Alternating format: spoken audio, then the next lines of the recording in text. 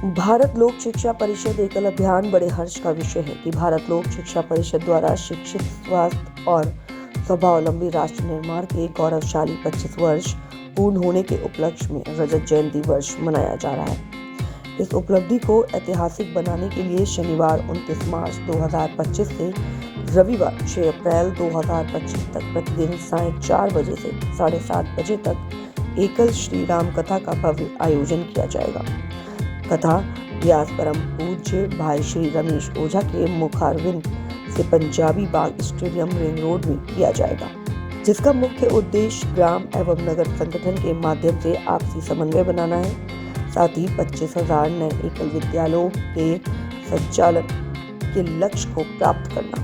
एकल श्री राम कथा द्वारा सभी धर्मों के लोगों को राष्ट्र प्रेम, राष्ट्र धर्म और राष्ट्र निर्माण के लिए प्रेरित करना भी है। प्रतिदिन 5,000 से अधिक श्रोता प्रत्यक्ष एवं लाखों ग्रामवासी एवं नगरवासी विभिन्न चैनलों के माध्यम से एकल श्री राम कथा का अमृतपान कर प्रभु श्री राम के आदर्श जीवन को आत्मसात करेंगे। नीरज रायजादा, राष्ट्रीय चेयरमैन एवं कथा संयोजक, ने एकल प्रेजेंटेशन के माध्यम से सभी ने एकल के बारे में विस्तार से बताया।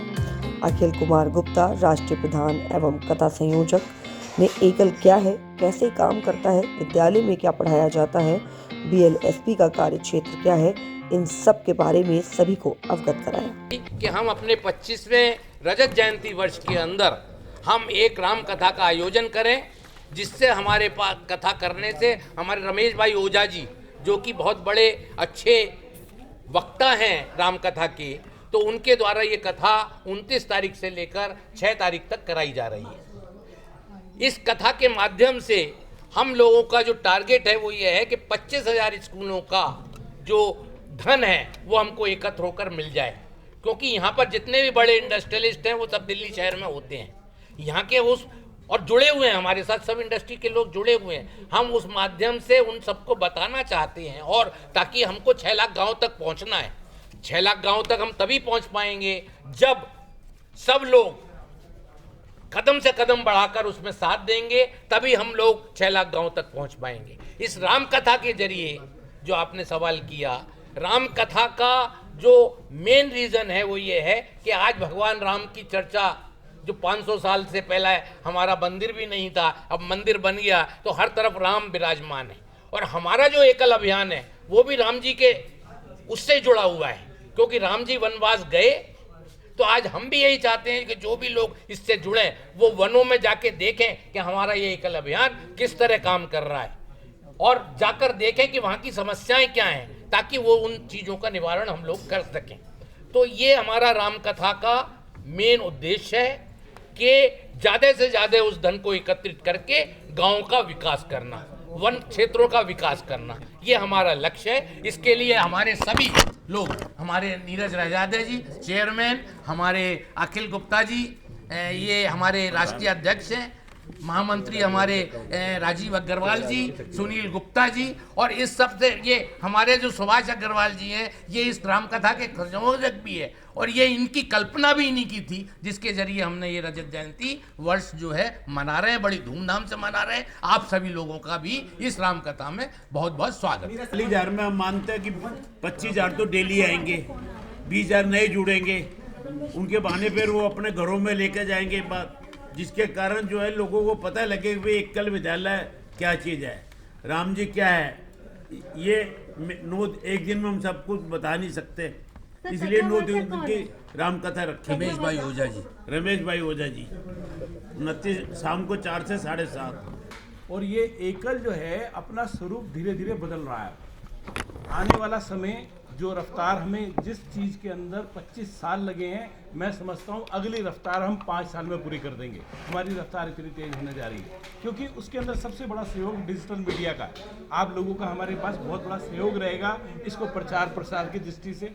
जैसे अभी एक क्वेश्चन बीच में से आया कि जी एकल कहीं सुना नहीं है, तो सुना इसलिए नहीं है, जैसे कार्यकर्ता होते हैं ऐसे हम लोग काम करते हैं। कार्यकर्ता काम कैसे करते हैं, मैंने अक्सर हम अपनी प्रेजेंटेशन में बताते हैं। जैसे आपके आगे हलवे की प्लेट आए, उसमें क्या क्या नज़र आता है, ड्राई फ्रूट, घी, सब नज़र आता है। एक चीज़ नज़र नहीं आती, वो है उसकी मिठास, शक्कर।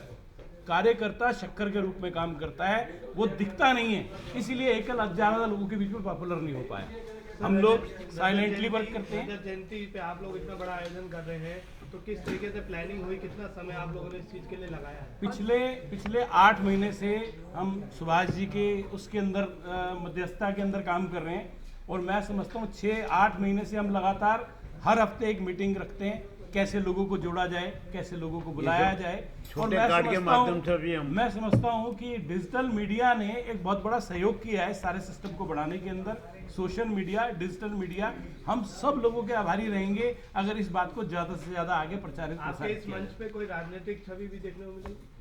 ऐसा है जी, बहुत सारे लोगों का इनविटेशन है। हम कोशिश ये करते हैं कि राजनीतिक लोग ना आए, लेकिन उसका मुख्य कारण क्या था कि वो वनवास में गए।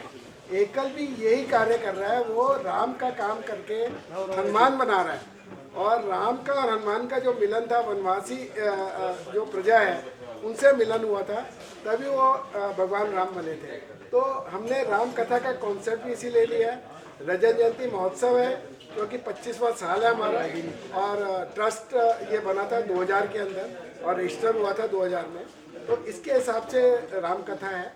और जो इसके लिए धन जो एकत्र करने का एक प्रचार प्रसार एकल का भी हो, भारत लोक शिक्षा परिषद का भी हो, और ज़्यादा से ज़्यादा लोग इससे जुड़े।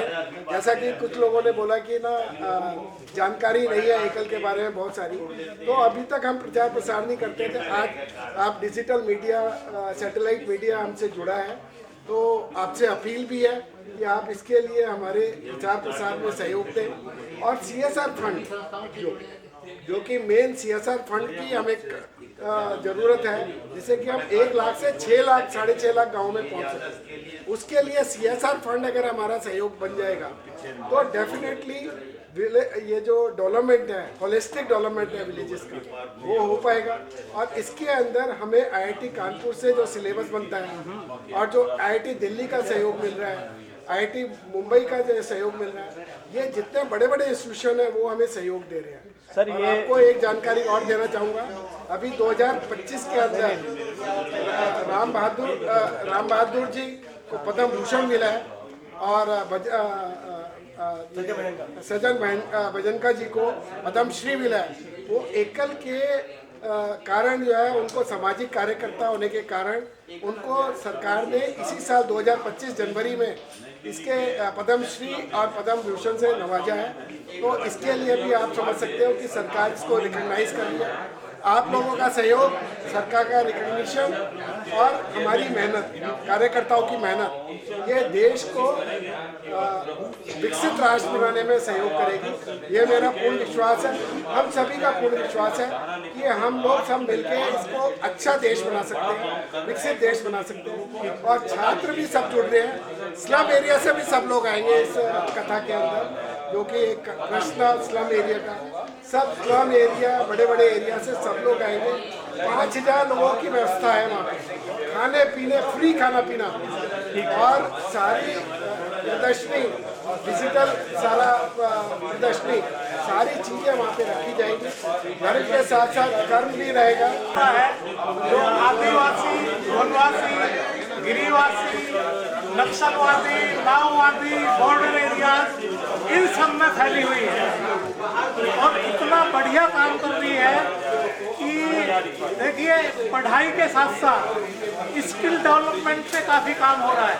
हमारी बसें चलती हैं, हर दो घंटे वो स्कूल हर गांव में जाती हैं, वहाँ पे पढ़ाती हैं। वो ये जो बसें हैं, इसमें 10-12 कंप्यूटर लगे होते हैं, और ये सोलर एनर्जी से चलते हैं, ये जो बसें हैं।